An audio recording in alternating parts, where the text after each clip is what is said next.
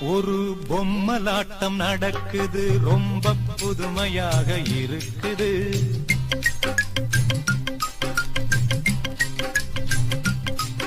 ஒரு பொம்மலாட்டம் நடக்குது, ரொம்ப புதுமையாக இருக்குது. 4 பேரு நடுவிலே, நூலு ஒருத்தன் கையிலே. 4 பேரு நடுவிலே, நூலு ஒருத்தன் கையிலே. ஒரு பொம்மலாட்டம் நடக்குது, ரொம்ப புதுமையாக இருக்குது.